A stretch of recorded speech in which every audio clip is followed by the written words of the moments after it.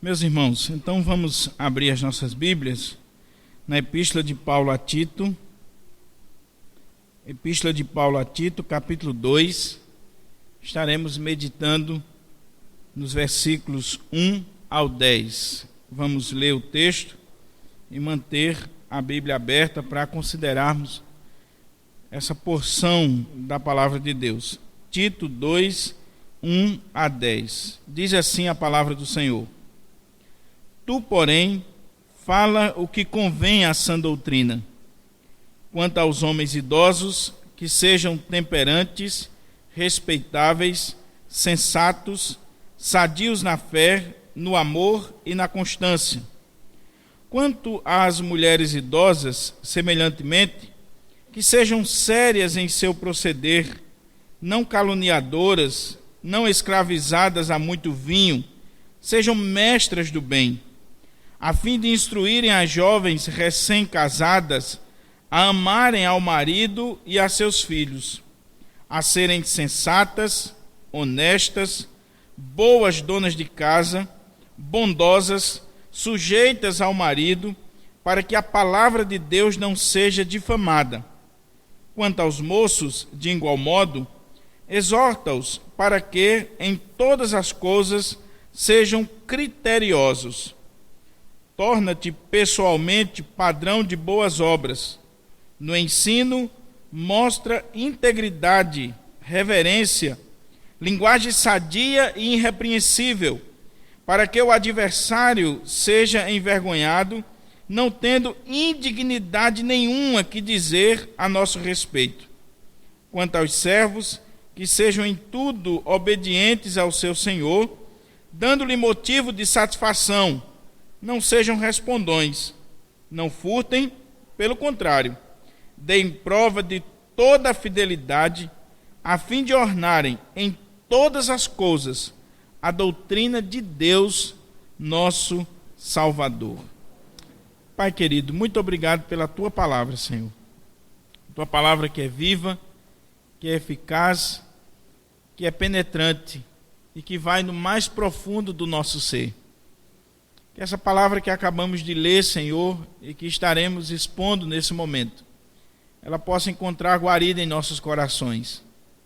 Trabalha a nossa vida, meu Pai, em nome de Jesus. Amém. Amém. Meus irmãos, o tema para o nosso estudo hoje é os deveres e o caráter dos verdadeiros cristãos. Os deveres e o caráter dos verdadeiros cristãos. É muito interessante a gente relembrar um pouco que no capítulo 1 dessa carta, Paulo deu ênfase à questão do que precisava ser endireitado na vida da liderança da igreja, dos presbíteros e ou bispos daquela igreja. Ele tratou sobre como deveria ser essa liderança. E ele descreveu também o caráter dos falsos mestres, dos falsos líderes que estavam infiltrados naquelas igrejas lá da ilha de Creta.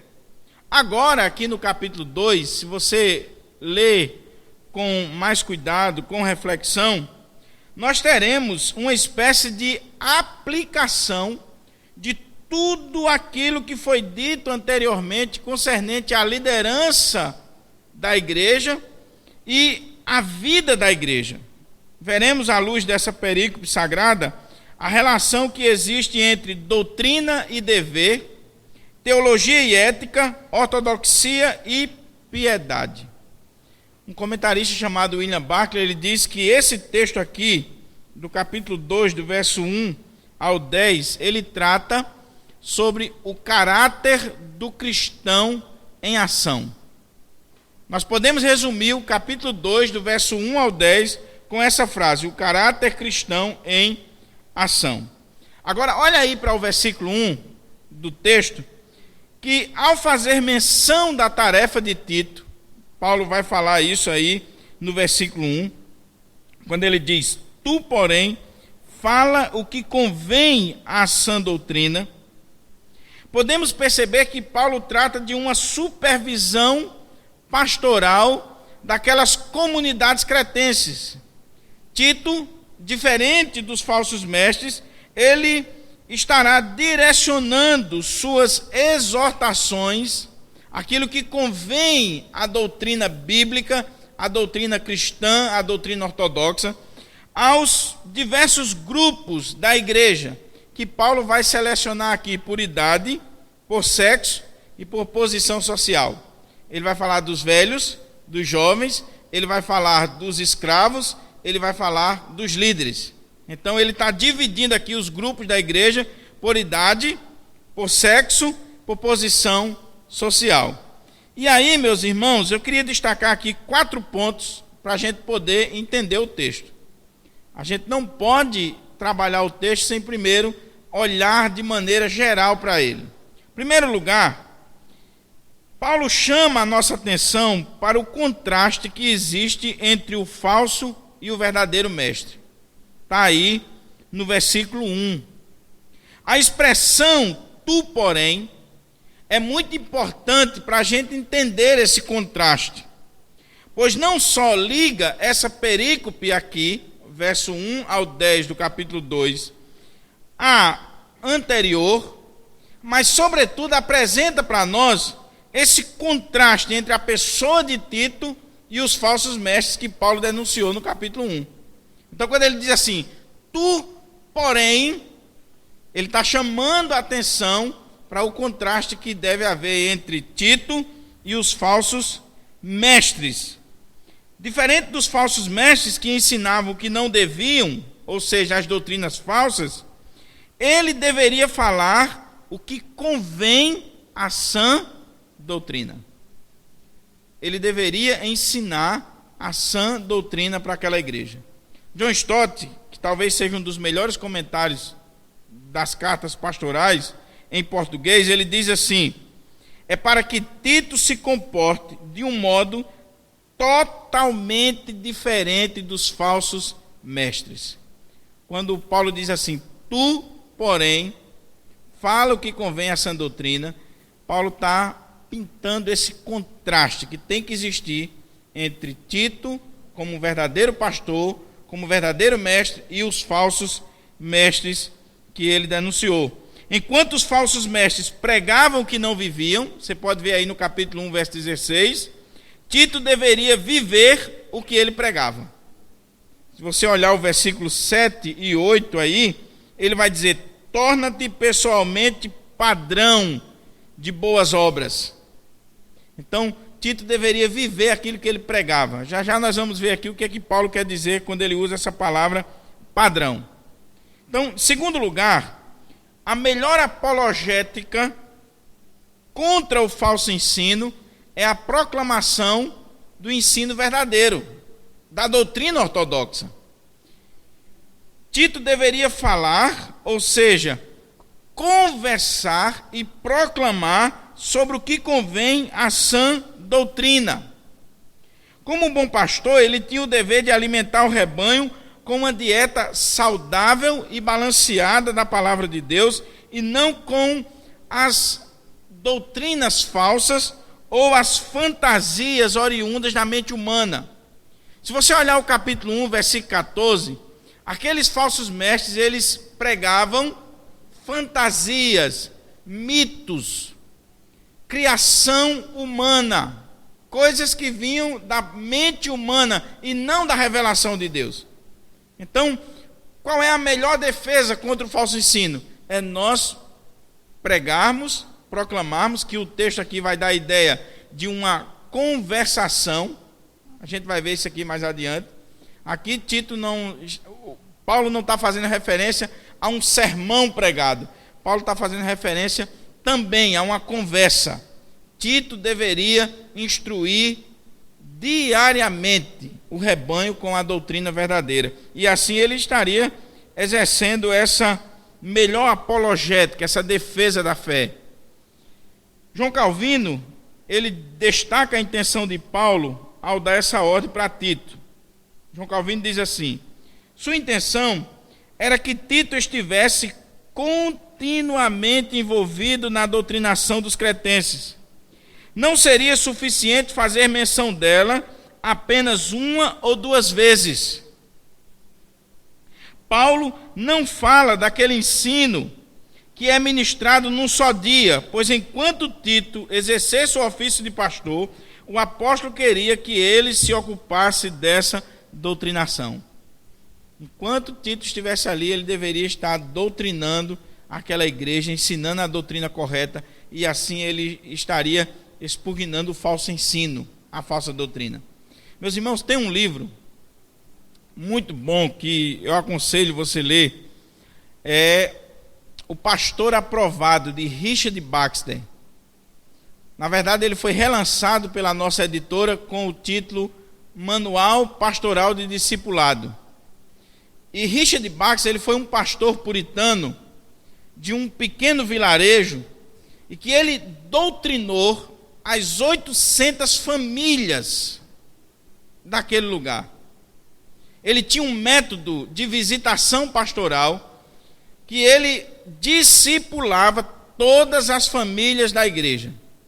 Ele dizia que no domingo o pastor toca a trombeta e na segunda-feira o pastor vai ver se o povo entendeu o toque da trombeta. Então, com isso, aquele homem discipulou a sua igreja, e dizem os especialistas, sobretudo quando George Whitefield visitou esse lugar, 100 anos depois, ainda existia a influência de Richard Baxter naquele lugar, 100 anos depois.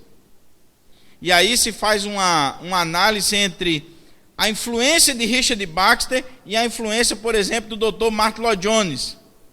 Martyn Lloyd-Jones foi pastor da capela de Westminster, lá em Londres, e ele, puritano também, ele entendia que se o pastor pregar bem, se o pastor der a dieta certa no púlpito, o gabinete pastoral esvazia. Então, Martyn Lloyd-Jones era um grande expositor bíblico. Não é à toa que ele passou 6 anos pregando Efésios, 13 anos em Romanos e por aí vai. E se faz uma análise do ministério de Richard Baxter e o ministério de Martyn Lloyd-Jones.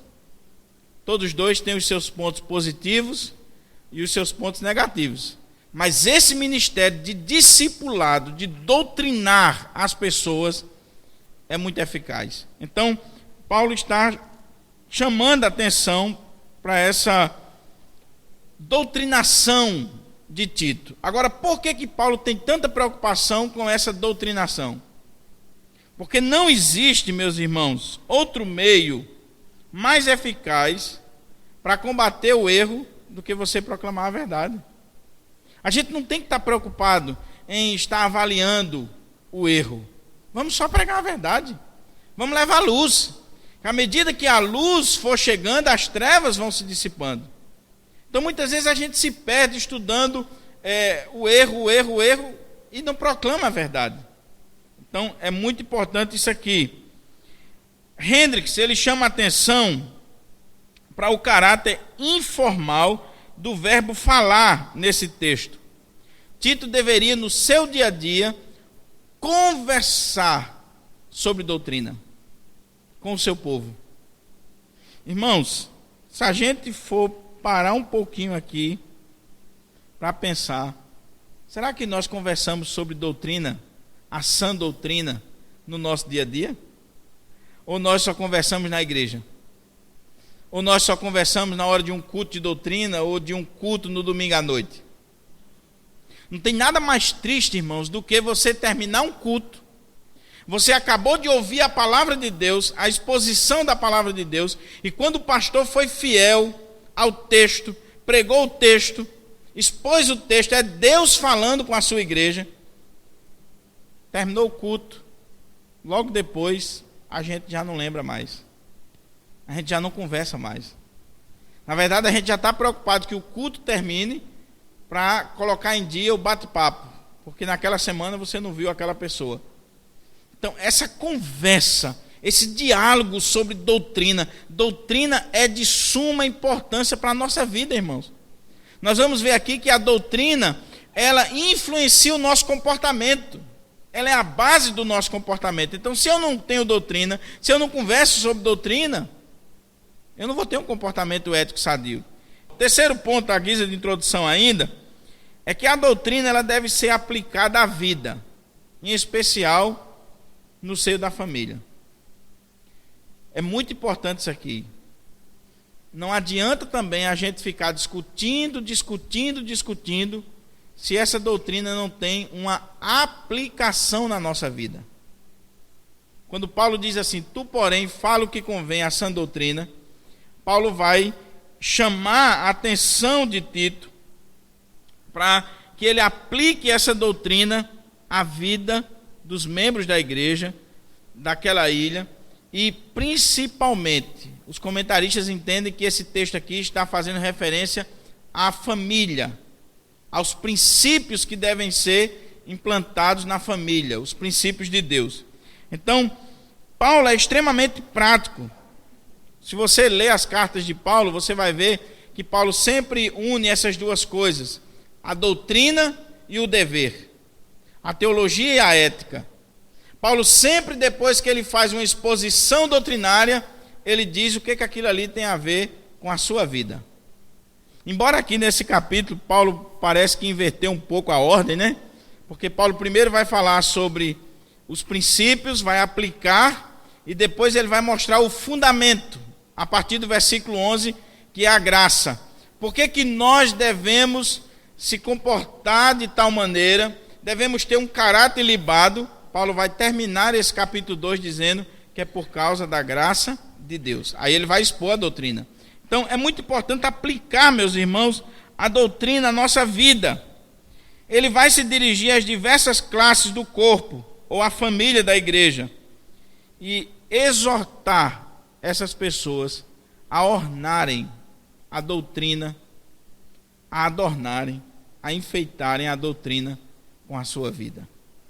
Não adianta a gente ficar, irmãos, blasonando conceitos, dogmas e um conhecimento bíblico profundo, se a nossa vida não orna, não adorna, não dá brilho, não dá cor àquilo que a gente fala.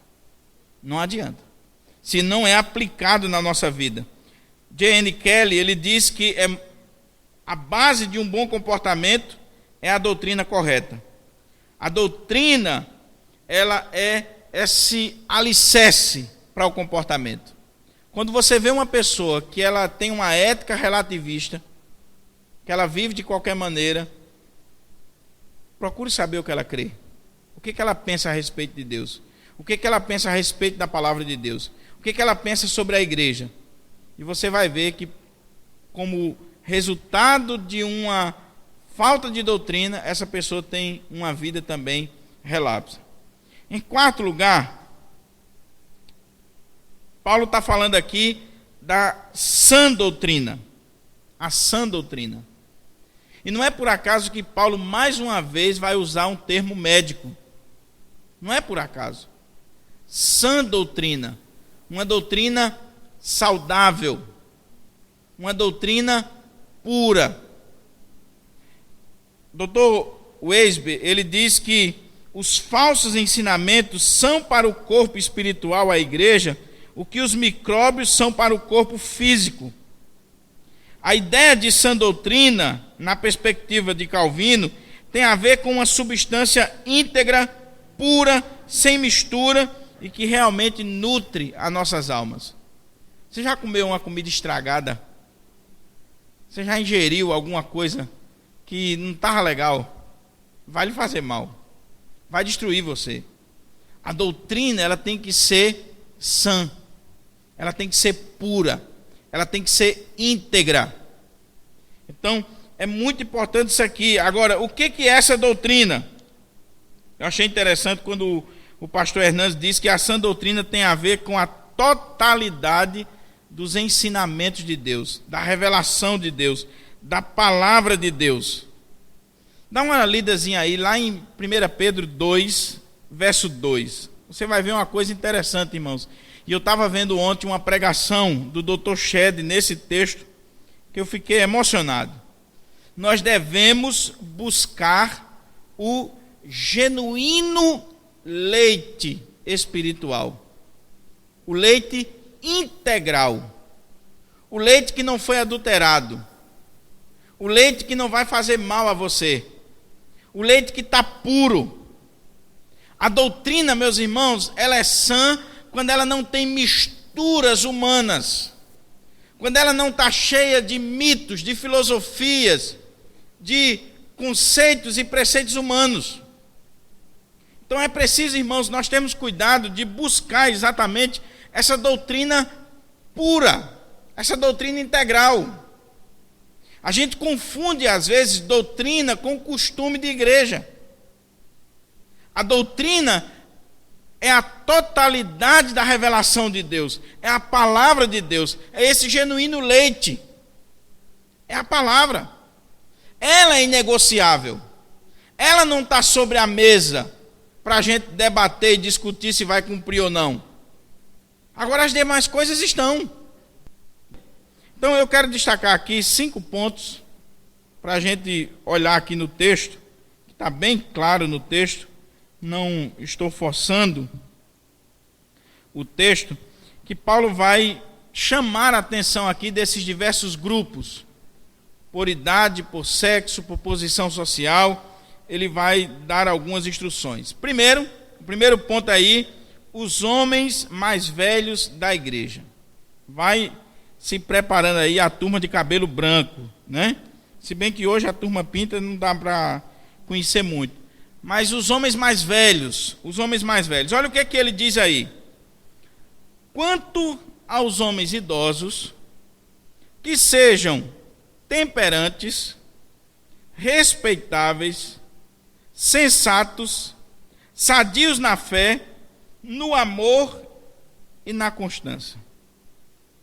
Paulo vai chamar a atenção de Tito e admoestar o seu filho na fé, para que ele fale em primeiro lugar com os idosos, os anciãos, os mais velhos da igreja. E não é por acaso. É interessante perceber neste verso que eles devem ter as mesmas qualidades éticas, morais e espirituais que são exigidas dos presbíteros e bispos da igreja. Os irmãos lembram que eu falei aqui, quando estava expondo as qualidades dos presbíteros, que não tem nada ali que não seja exigido também dos demais irmãos da igreja. Então, é muito interessante quando Paulo diz: Tito, você vai se dirigir primeiro aos anciãos. E ele está cobrando deles um padrão de vida que ele já cobrou da liderança, lá atrás. Eles devem ser temperantes, respeitáveis, sensatos. Eles devem ser sadios na fé, no amor, na constância, qualidades que Paulo havia falado em relação à liderança.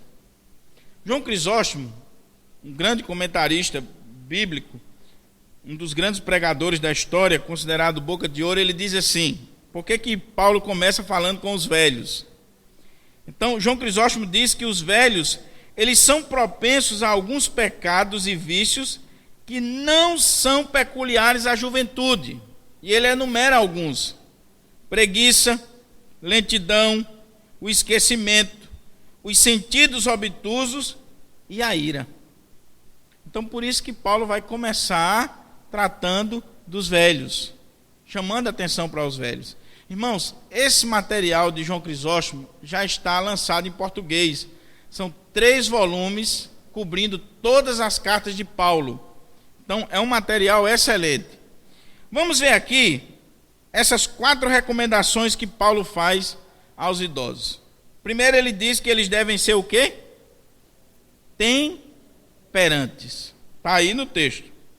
A palavra que Paulo utiliza aqui tem a ver com alguém que é moderado e controlado em relação ao vinho.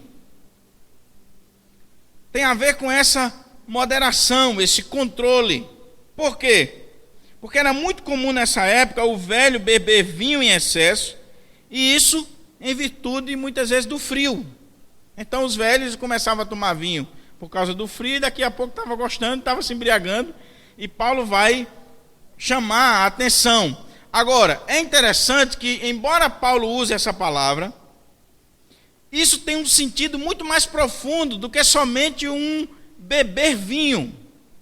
E aí, o Dr. William Barclay faz uma observação que ele diz assim: os homens adultos já teriam que ter aprendido nessa idade que os prazeres desenfreados custam muito mais do que valem. O que é que ele está falando aqui? O velho precisa ter controle, moderação. Ele não pode ser como alguém que senta numa mesa e começa a beber e não consegue parar e se embriaga e daqui a pouco está fazendo besteira. O velho precisa identificar o limite do prazer. A idade já traz essa maturidade. Então, o homem de Deus, o ancião cristão, ele tem que ter controle, temperança, domínio próprio. Ele não pode ser levado por qualquer coisa. Então, a segunda coisa que Paulo fala aí é que eles devem ser o quê? Olha o que diz o texto. Respeitáveis. O velho tem que ser respeitável. O texto aqui que Paulo utiliza na língua original significa alguém que é sério, alguém que é solene, reverendo, venerável.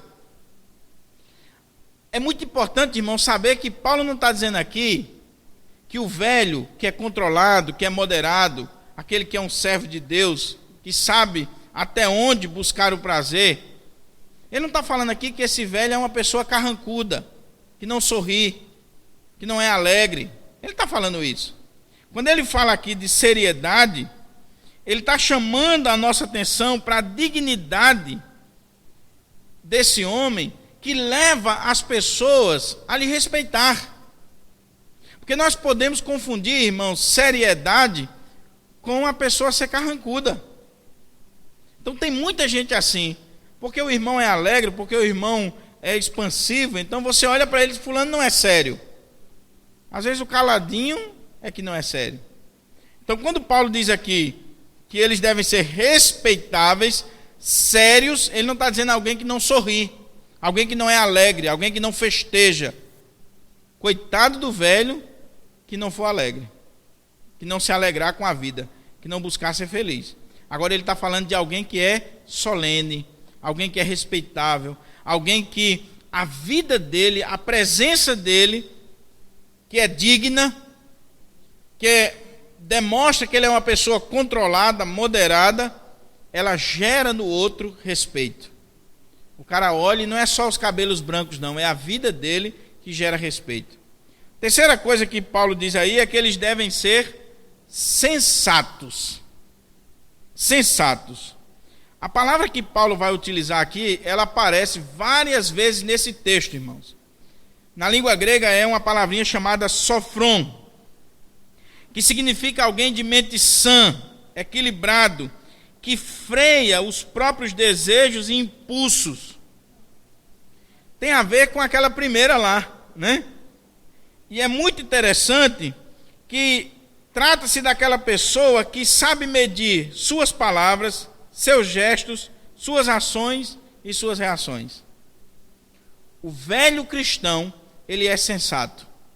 Ele sabe a hora de falar, ele sabe a hora de agir, ele sabe a hora de avançar, de recuar.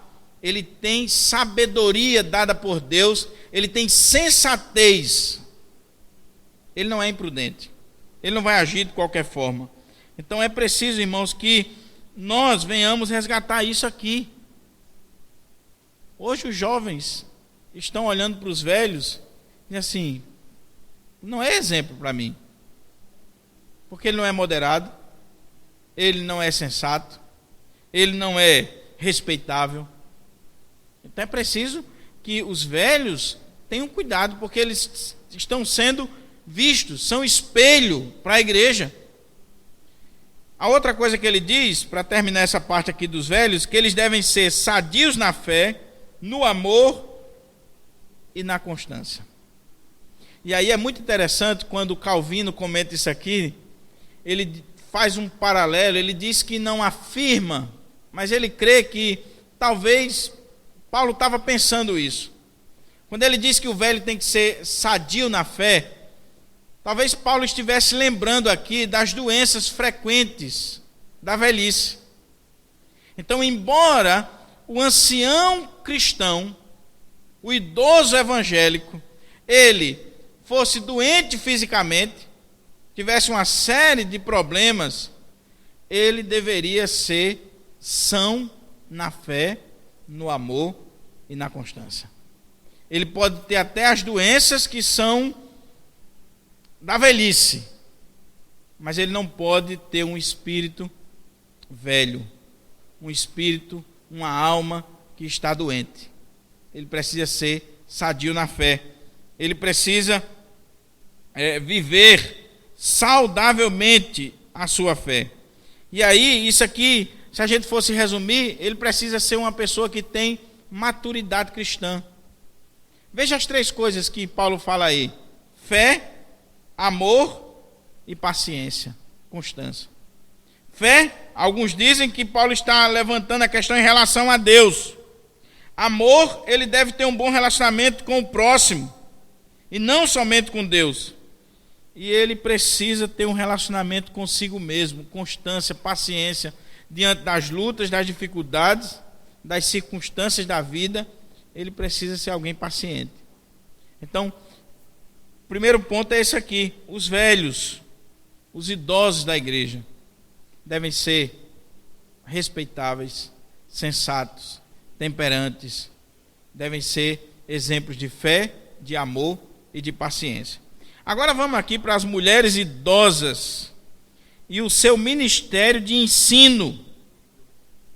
Olha aqui o que é que o texto diz.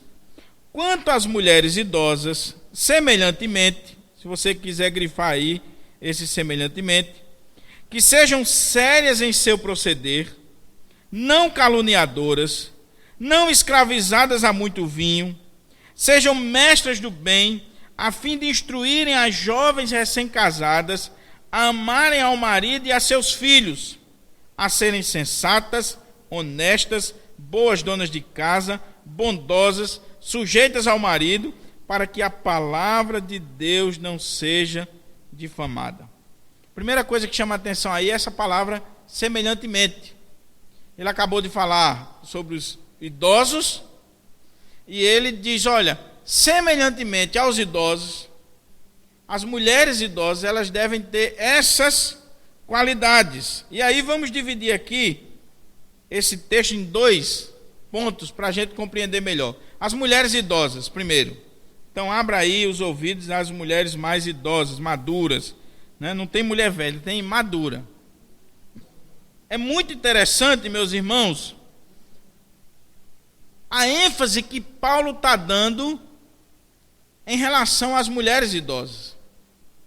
É interessante perceber nesse texto que, tratando-se das mulheres mais velhas, a ênfase de Paulo é sobre o ensino. Elas devem ser mestras do bem. Elas devem ensinar as jovens recém-casadas. Porém, não se trata de um ensino meramente formal, teórico, acadêmico, mas, sobretudo, um ensino prático e vivencial através do seu exemplo de vida.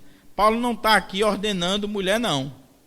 Nós não encontramos aqui base para a ordenação feminina. Paulo está falando aqui do ministério de ensino dessas mulheres a partir das suas próprias vidas, do seu exemplo de vida. As jovens estão olhando para elas na igreja e vão aprender, vão ser instruídas por elas. Aqui não está falando de mulher que sobe ao púlpito para pregar ou de mulher que é pastora, não é isso. Então ele destaca aqui algumas coisas em relação às mulheres idosas. Olha aí o que diz o texto. Primeiro, elas devem ser sérias em seu proceder. Elas devem ter uma vida santa para poder instruir as mais jovens. Assim como o sacerdote precisa ser exemplo para os seus fiéis, para poder instruí-los na verdade. A palavra que ele utiliza aí, quando ele diz sérias em seu proceder, tinha lá na sua raiz essa conotação da vida do sacerdote, que tem que ser um exemplo. Ele tem que ser um espelho. Então as mulheres mais velhas da igreja têm que ser exemplo para as mais novas. Elas têm que ser sérias no seu proceder. E aí eu trouxe uma citação aqui, irmãos, que eu não sei. Eu estava olhando hoje, eu digo, meu Deus, eu não acredito que isso foi escrito há mais de 200 anos atrás. Só a graça de Deus para dar essa iluminação ao homem. João Calvino, ele diz assim sobre as mulheres idosas da igreja. Olha que coisa interessante.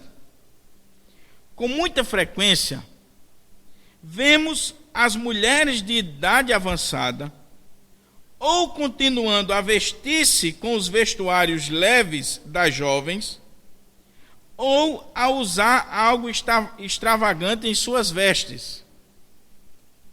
Raramente conseguem chegar a um equilíbrio. Paulo deseja precaver-se contra tais disparidades, prescrevendo um curso adequado tanto ao decoro quanto à religião, ou, pondo em termos mais simples, para que mostrassem por meio de seu modo de vestir que eram mulheres santas e piedosas. Calvino escreveu isso aqui há mais de 300 anos. Parece que Calvino está frequentando as nossas igrejas nos dias atuais. Porque se as moças estão aprendendo a andar seminua na igreja, muitas vezes é com as mulheres mais velhas, que andam do jeito que não deveriam andar, que já deveriam ser exemplo, já deveriam ser mestras para essas moças de que a beleza não se restringe ao corpo, ao físico, mas ao caráter, como diz lá em Provérbios 31. Então, primeira coisa, devem ser sérias em seu proceder. Elas devem ser exemplo. Segundo lugar, irmãos, como é que as mulheres idosas devem ser? Não caluniadoras. Você sabe o que Paulo está dizendo aí? A palavra que aparece aqui no original para caluniadora, é diabolos. É de onde vem a nossa palavra diabo. E a tradução melhor para esse termo aqui seria caluniadora, difamadora, que acusa com falsidade, que faz comentários falsos. A mulher de Deus, ela não pode usar sua língua e emprestar sua língua para o diabo, espalhando fofocas. Irmãos, na hora que uma mulher de Deus, que deveria ser exemplo, que deveria ter um proceder exemplar, ela começa a emprestar sua língua ao diabo, fazendo fofoquinha dentro da igreja, falando de todo mundo, ela não só está deixando de ser exemplo para as mais novas, mas ela está agindo como o diabo. Por isso que Paulo vai colocar essa palavra aqui, diabolos. É tão triste, irmãos, quando a gente vê aquelas que deveriam ser exemplo de maturidade, são exemplos de arrogância, de prepotência, de calúnia, de difamação. Aquela que deveria ser experiente em conferir as informações, em ir atrás, averiguar, ver direitinho, não. Recebe uma informação e já sai divulgando. E aí as mais jovens estão olhando assim, opa, não é por aí. Estão sendo péssimas professoras, mestras do bem. E aí depois, muitas vezes, a gente pergunta assim, por que as jovens não querem participar da SAF?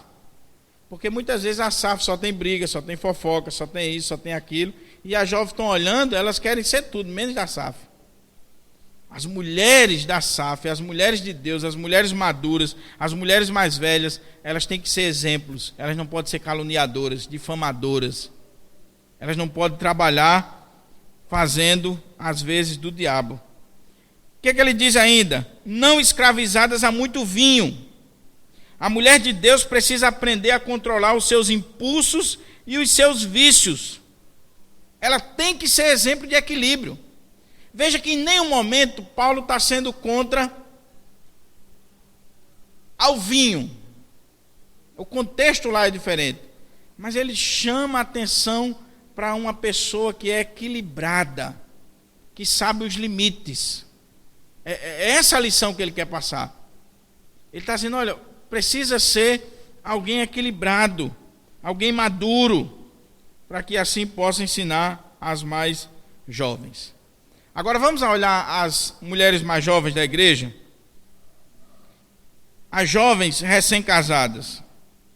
Paulo, ele falou tudo isso a respeito das mulheres mais velhas, e ele tem como propósito prover uma instrução para as mais novas. Esse é o propósito dessas instruções. Veja aqui que a tarefa de edificar a casa pertence à mulher. Se você ler, por exemplo, Provérbios 14:1, vai dizer que a mulher sábia edifica a sua casa. Então, a tarefa de edificar é da mulher. E as jovens recém-casadas, elas precisam ser ensinadas pelo menos sobre 6 coisas. A gente vai passar aqui bem rápido por cima delas. Olha aí. A amarem o seu marido e os seus filhos. As mulheres mais idosas têm que ensinar as mais jovens a amar o marido e os filhos. É preciso que exista um verdadeiro amor por parte da esposa para com o seu marido e os seus filhos. Não só o homem deve amar a esposa, mas a esposa deve também manifestar o seu amor para com o marido e os filhos. Segundo, elas devem ser ensinadas a serem sensatas. Mais uma vez aparece a palavra sofron. Sensata. Já vimos anteriormente que essa palavra descreve alguém controlado, equilibrado, que não age com imprudência. Então, quando a palavra é aplicada às mulheres recém-casadas, às jovens, as mulheres idosas estão ensinando para elas que elas precisam ter freios em seus desejos, em seus impulsos, sejam eles legítimos ou não. Quem é que vai ensinar isso para uma jovem? A mulher que já é experiente. A mulher que já é experiente, ela vai chegar para a menina e dizer: minha filha, pisa no freio aqui, tenha cuidado aqui, tenha equilíbrio aqui, não vá por esse caminho, seja equilibrada. O que é que elas devem ser também? Olha o texto: honestas. A palavra no original aí é hagnos, santa, pura. A implicação aqui que os estudiosos da Bíblia entendem tem a ver com santidade, pureza no matrimônio, ou seja, ela tem que ser fiel ao seu marido. A jovem recém-casada, ela precisa ser ensinada pela mulher mais velha que ela tem que ser honesta, fiel ao seu marido. Ela tem que ter cuidado com a infidelidade no matrimônio. Seja a infidelidade o ato mesmo, ou seja a infidelidade muitas vezes até mental. Até mental. No comentário, se eu não estou enganado, do pastor Hernandes, desse texto, ele chama a atenção, por exemplo, para o que acontece em algumas igrejas. Em algumas igrejas. Onde muitas vezes nós assistimos filmes, nós olhamos para o sexo oposto e estamos adulterando. Estamos adulterando. Então as mulheres mais velhas, mais idosas, mais experientes, elas devem começar a instruir as mais jovens: sejam fiéis aos seus maridos, sejam honestas no seu casamento, tenham cuidado com a infidelidade. Agora, se elas não são exemplo, aí complica. A outra coisa que ele diz aqui é que elas devem ser boas donas de casa. Essa tradução, boas donas de casa, não é muito fiel ao original. Dá a ideia de que a mulher tem que ser só do lar, né? A mulher que trabalha fora estaria descumprindo esse princípio aqui. Mas não é essa a ideia que está no texto. Paulo não está proibindo as mulheres de exercerem a sua profissão fora do lar. Mas o que ele está querendo que as mulheres mais idosas ensinem às mais jovens, às recém-casadas, é que elas não devem negligenciar os seus deveres domésticos, a sua família, a sua casa. Ela precisa aprender a amar o seu lar. A melhor tradução seria que elas devem amar o seu lar. Hoje, irmãos, os casamentos que estão aí, a mulher quer tudo, menos o lar. Ela passa o dia na faculdade, depois vai para o shopping, final de semana é praia, isso e aquilo. O lar dela parece que ela não ama o lar, ela não ama o aconchego da família, ela não tem mais aquele apego, aquele carinho para com a sua casa. Então as mulheres mais velhas devem ensinar as mais jovens a serem boas donas de casa, a amarem as suas casas. A ideia aqui é que a mulher mais jovem, recém-casada, ela tem que ser instruída a não viver na ociosidade, na tagarelice, viver de porta em porta, ou então de trabalho em trabalho, mas o seu lar não significa nada para ela. São os extremos. Então, esse é o ponto aqui. Elas devem ser bondosas, assim como a mulher virtuosa em Provérbios 31, do 10 ao 31, a qual não só é bondosa, mas a instrução da bondade está na sua boca. Essa mulher, ela era boa, e ela agia com bondade, e falava com bondade. Bondade é a atitude de investir o melhor que temos na vida das pessoas. Irmãos, as mulheres idosas têm que ensinar as jovens a serem bondosas. A coisa está complicada, principalmente para quem mora na capital, não tem aquela bondade do interior, né? Aquele aconchego, aquele carinho do interior. Então nós estamos ficando muito brutos, muito brutos. Elas devem ser sujeitas ao marido. Talvez as irmãs queriam que cortasse isso aqui, né? Sujeitas ao marido. É preciso ressaltar que o marido é o líder da casa, embora alguns não sejam. A esposa crente deve submeter-se à autoridade conferida por Deus ao seu marido.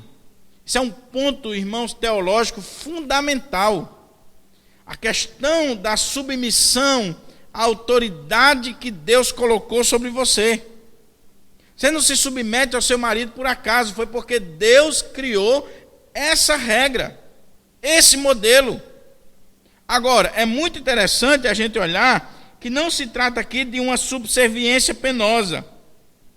Essa submissão aqui da esposa é a um homem que a ama, que está disposto a dar a vida por ela, que tem o coração voltado para ela, como Efésios 5 vai dizer. Então é muito fácil você se submeter a alguém que você sabe que lhe ama, que não vai querer o seu mal, que não vai querer agir de forma penosa, maldosa com você. Então, por isso que as mulheres mais velhas têm que ensinar as jovens: sejam submissas aos seus maridos, porque é Deus que quer. É Deus que quer. Irmãos, para mim a coisa mais triste é quando eu vejo a insubmissão de algumas mulheres casadas na igreja. Mulher que bota o dedo na cara do marido, mulher que tira o marido da reunião do conselho, mulher que controla o marido pelo celular. O cara tem medo até de abrir a boca de falar com ela. Esse casamento tem alguma coisa errada. Se não existe essa submissão voluntária, por entendermos que Deus criou a família com essa estrutura, que Deus estabeleceu isso, tem alguma coisa errada. Quando os papéis estão invertidos, quando a coisa não está caminhando como deveria ser à luz da palavra de Deus. Tem homem aí que passa vergonha de dia e de noite, porque a mulher não respeita, a mulher não sabe o seu lugar, ela não se sujeita, ela é o líder, é a cabeça. Então é preciso muito cuidado. Terceiro ponto do nosso estudo, Paulo vai falar dos jovens. Paulo fez assim uma geral, né? Então ele vai falar dos jovens, é mais curto. Quanto aos moços, de igual modo, exorta-os para que em todas as coisas sejam o quê? Criteriosos. Em todas as coisas sejam criteriosos. É muito importante, meus irmãos, e bom a gente perceber aqui, a graça de Deus, ela permite transpor esse abismo de gerações dentro da igreja. Paulo falou dos velhos, Paulo falou das mulheres maduras, Paulo falou das mulheres jovens recém-casadas, e Paulo agora vai falar dos jovens, dos moços da igreja. Alguém já disse que a juventude é necessariamente uma época perigosíssima. Talvez as maiores burrices da nossa vida a gente faz nesse período da juventude. Porque a gente está com todo o gás, com toda a energia, achando que é o cara que sabe de tudo, que pode tudo, e é nessa fase que a gente faz as maiores burrices da nossa vida. Por isso que Paulo vai dizer aqui, exorta aos moços que eles sejam criteriosos. Agora, primeira coisa que chama a minha atenção aqui quando eu olho para esse texto, quando eu coloco os olhos nesse texto aqui, é que Paulo, nesse verso, ele chama a atenção para o padrão que ele está exigindo para os jovens, sendo igual ao que ele exigiu dos velhos. Dá para você notar isso aí? Quando ele diz assim, quanto aos moços, aí o que ele diz? De igual modo, Paulo não baixou o nível. Paulo não baixou o padrão. O que ele está sendo colocado aqui para os jovens, ele colocou para os mais experientes da igreja. Ele não baixou o padrão porque é jovem, porque é moço. O jovem crente não pode nem deve ser tratado com menos exigências de fidelidade a Deus que os cristãos mais velhos. Às vezes nós temos essa tendência na igreja, irmãos, existe um padrão para aqueles que são mais velhos, maduros, experientes, liderança, e aí quando chega nos jovens, aí diz assim, não, pastor, o senhor tem que ter paciência porque são jovens. Afinal de contas, eles nem estão na maturidade ainda, nem tão pouco são crianças, estão no meio aí, o senhor tem que ter um pouquinho de paciência. Paulo não está fazendo isso aqui. A mesma palavra que ele utilizou para os velhos, sofron, controle, temperança, domínio próprio, ele usa para os jovens. Ele não baixou o nível. E aí o jovem crente, ele tem que ter esse ideal, esse ponto de que ele tem que ser fiel a Deus. Ele tem que ser crente, ele tem que ser uma pessoa que tem uma vida de acordo com a sã doutrina. José, Daniel e tantos jovens da Bíblia, irmãos, que eram comprometidos com Deus, com a sua palavra, eles eram crentes. Então, a palavra que ele coloca aqui para criterioso é controlado, equilibrado, de mente sã. John Stott, ele diz assim, Paulo está pensando no controle do temperamento e da língua, da ambição e da avareza, e especialmente dos apetites carnais, incluindo compulsões sexuais, de modo que o jovem cristão permaneça dentro do imutável padrão cristão de castidade antes do casamento e da fidelidade depois dele. Paulo está dizendo assim, olha, o jovem de Deus, ele tem que ser crente, ele tem que ser equilibrado, ele tem que ter uma mente sã, ele tem que ter uma vida de acordo com a doutrina. Inclusive, ele tem que ser casto. Ele não pode agir de qualquer maneira na juventude, porque senão, quando ele alcançar o casamento, quando ele for para o casamento, vai ser infeliz.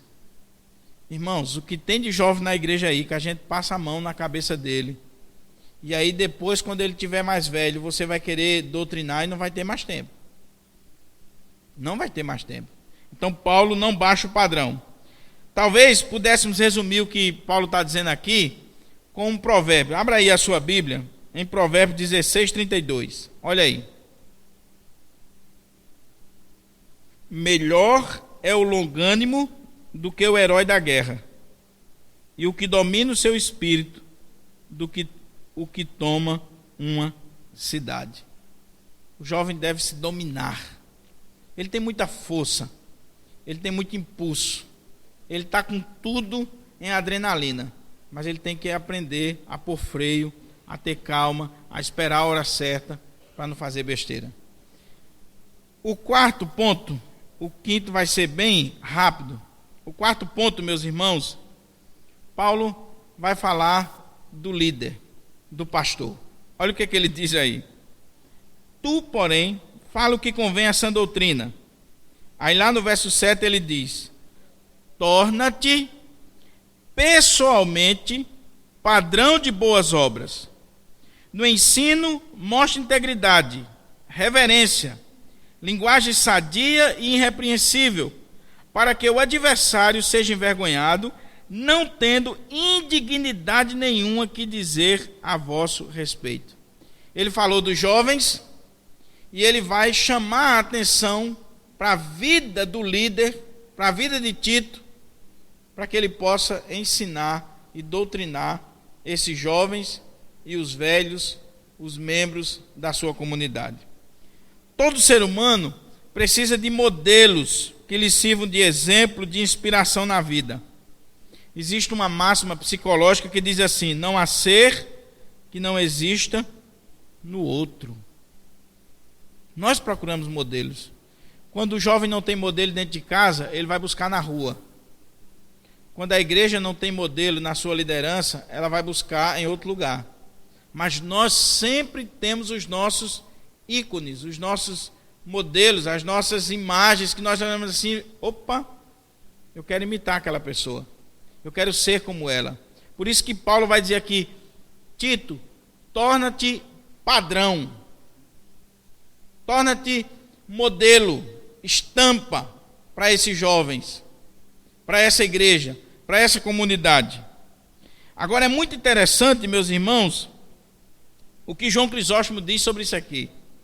João Crisóstomo, ele analisando esse capítulo, ele diz que nós devemos notar uma sabedoria de Deus nas colocações de Paulo.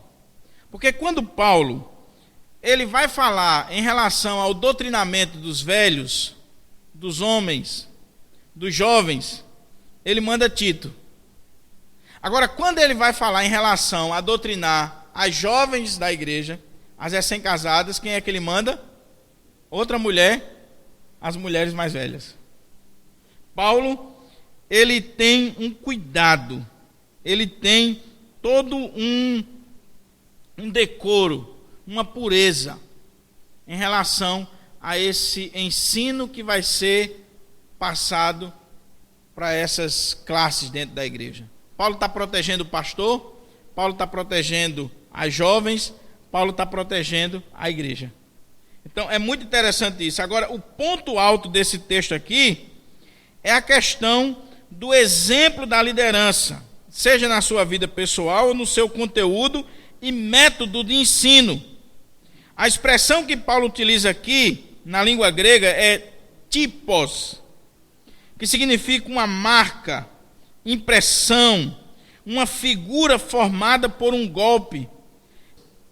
Então a ideia, quando ele diz aqui, você deve ser um padrão, um tipo, você deve ser uma impressão na vida desses jovens. Você deve ser um espelho para eles, você deve imprimir neles o que é uma vida cristã saudável. Então é muito interessante isso aqui, meus irmãos, porque Tito deveria viver de tal modo a imprimir a sua estampa espiritual na vida dos outros. Isso envolvia boas obras, sã doutrina, seriedade, discurso irrepreensível e que ninguém pudesse lhe acusar de alguma coisa. Como é que Tito ia ser exemplo para aqueles jovens, ia imprimir uma vida cristã naqueles jovens, um padrão de vida cristã naqueles jovens, se ele estava sendo acusado de alguma coisa? Então ele tinha que ser padrão. E aí o Weisberg resume isso aqui dizendo o seguinte: em todo lugar há pessoas do contra, sempre tentando começar uma briga. A linguagem do pastor não deve dar motivos para acusações. Não é fácil pastorear uma igreja. O pastor não tem relógio de ponto e está sempre em serviço. É preciso ter o cuidado de praticar o que prega e de ser a mesma pessoa dentro e fora da igreja. A hipocrisia nas palavras ou na conduta pode acabar com o seu ministério. Nenhum pastor é perfeito, assim como nenhum membro da igreja é perfeito, mas cada um deve esforçar-se para dar o melhor exemplo possível. A igreja nunca se desenvolverá mais do que a sua liderança. Tinha que ser padrão na palavra, no procedimento, a vida dele, para que aqueles que são do contra, que toda igreja tem, não encontrasse brecha, não encontrasse flancos na vida dele.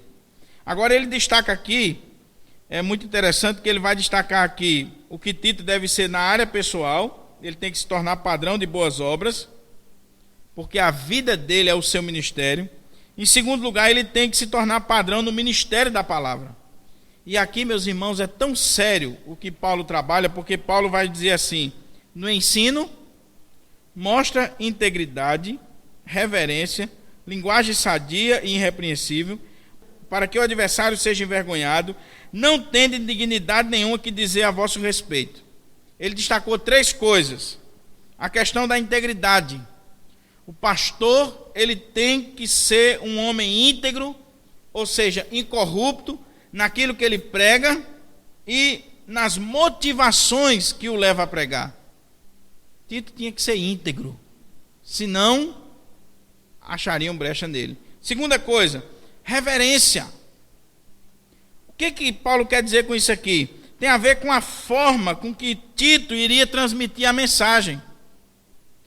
Dr. Martin Lloyd Jones talvez seja aquele que explica melhor isso aqui, no que diz respeito à forma da transmissão da mensagem, porque, segundo Martin Lloyd Jones, ele não conseguia compreender um pregador que é brincalhão no púlpito. Um pregador que está expondo a palavra de Deus, que é séria, e ele brinca com a palavra. Então, para Martin Lloyd Jones, que era um puritano, isso era um absurdo. Isso não poderia acontecer. Sobretudo quando você está falando de Deus e da ira de Deus. Ele vai citar isso aqui no comentário dele de Romanos, quando ele está tratando lá do capítulo 1 sobre a ira de Deus. Então, o pastor, o pregador, na hora que você está expondo a palavra, você tem que ser sério. Você tem que ser reverente. Você não está lidando com qualquer coisa. A gente precisa, irmãos, saber com o que nós estamos mexendo. A gente não pode brincar com a palavra de Deus. Às vezes a gente conta piada com a palavra, né? Às vezes a gente conta piada com os personagens da Bíblia. Não é só muitas vezes o pastor que faz isso, não. Nós fazemos. Então nós temos que ter reverência. Pastor Hernandes, ele vai mais longe um pouquinho, que ele diz assim: o púlpito não é um picadeiro para palhaço. O púlpito não. O púlpito é para exposição fiel da palavra de Deus. É claro, irmãos, que muitas vezes os oradores, os pregadores usam esse recurso para chamar a atenção. Mas isso é porque, na grande maioria das vezes, nós estamos pregando sem unção, sem direção do Espírito, sem a presença do Espírito Santo.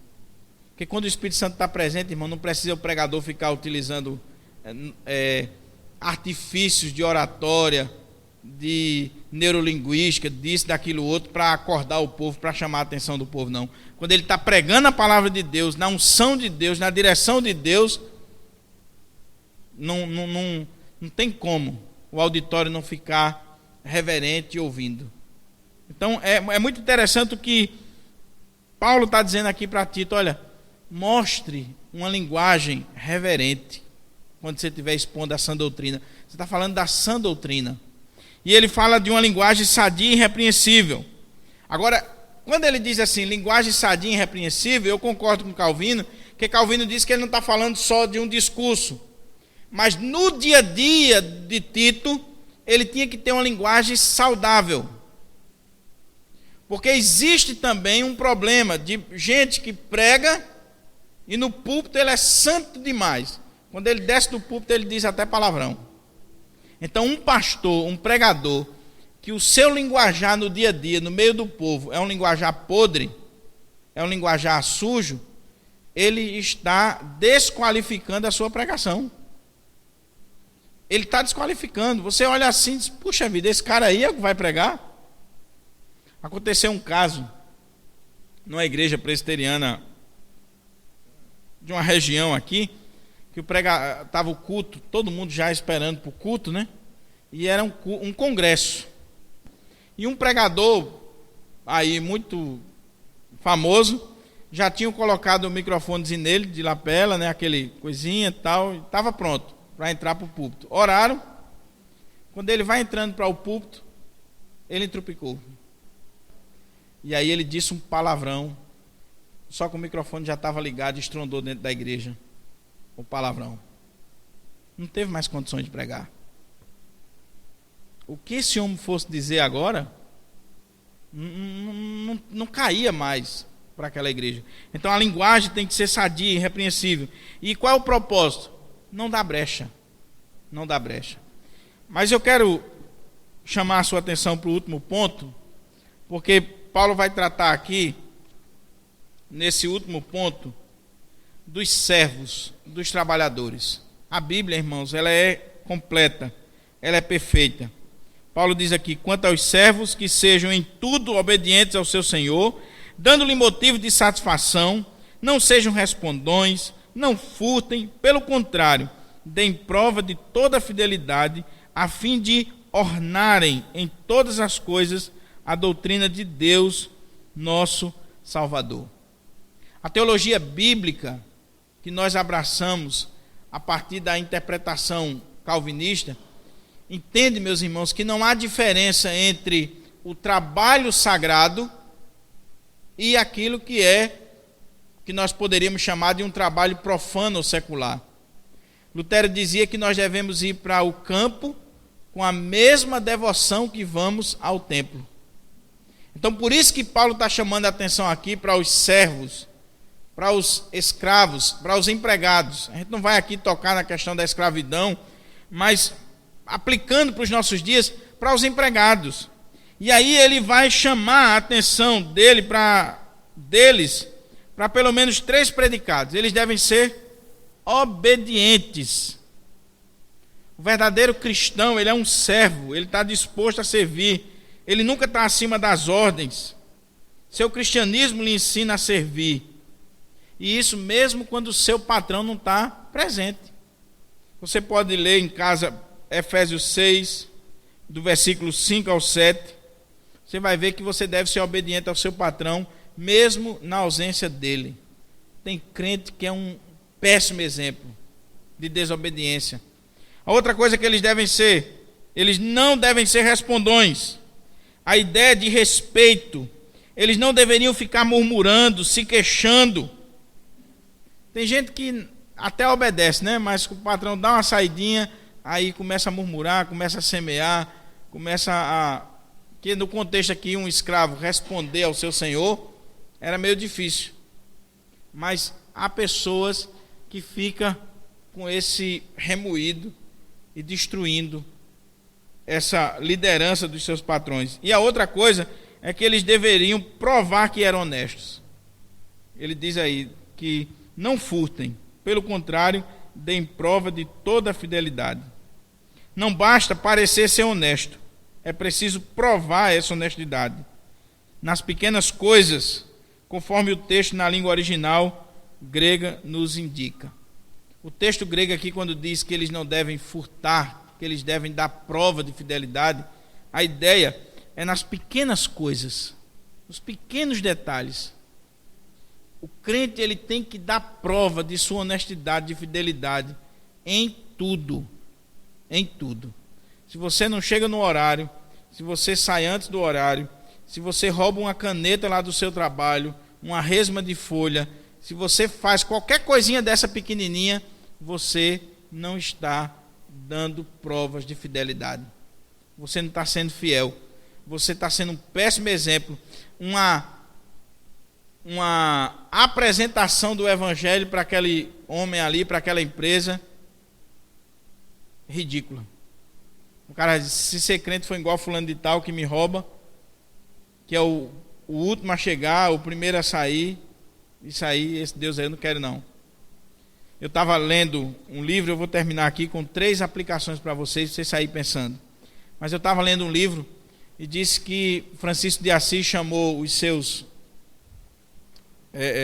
companheiros lá do mosteiro para ir pregar numa cidadezinha, num povoado. E aí eles chegaram lá e começaram a pregar naquelas ruas. E ele começou a brincar com as crianças, a dar atenção aos mendigos. E quando voltou, alguém perguntou para ele assim: mas o senhor não pregou? E ele disse: a maior pregação é a nossa vida. É a nossa vida. Quando a gente tem um exemplo, irmãos, de vida para as outras pessoas. A maior pregação que você vai fazer lá no seu trabalho é você chegar na hora, ser o melhor funcionário, ser aquele que não rouba nenhum clipe de lá, para que um dia alguém diga assim: aquele ali realmente é um servo de Deus, ele vive o Evangelho. Eu quero concluir chamando a sua atenção para essa questão aqui. Por que nós devemos ter essa vida irrepreensível, sem mancha, essa vida pura? Os velhos, as mulheres idosas, os jovens, as mulheres recém-casadas, o líder da igreja. Por quê? 3 coisas leve para casa pensando. Primeiro, para que a palavra de Deus não seja difamada. Versículo 5. A palavra de Deus não seja difamada. Irmãos, o que nós estamos vendo no nosso país é sério. A palavra de Deus sendo difamada por causa do péssimo testemunho das igrejas evangélicas, inclusive das nossas.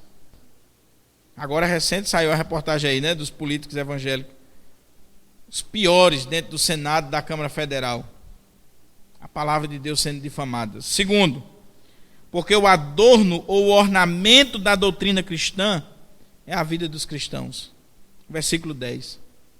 A fim de ornarem, embelezarem a doutrina de Deus, o nosso Salvador. Não adianta você ficar discursando, falando, pregando, distribuindo folheto, se a sua vida bota tudo por terra. Terceiro, por causa da graça de Deus, a qual é o fundamento de uma vida santa. Se você ler em casa esse texto do verso 11 ao 15, se você ler refletindo, é capaz de você chorar, porque é o texto mais bonito que tem na Bíblia sobre a graça. É esse versículo 11 ao 15. E é exatamente por causa dessa manifestação da graça de Deus em Cristo Jesus que nós podemos viver uma vida santa, uma vida digna e honrar o nome do nosso Deus. Então que Deus aplique essa palavra em nosso coração, irmãos. Que a gente saia daqui pensando um pouquinho na nossa vida, dizendo: Senhor, tem misericórdia de nós. Vamos orar?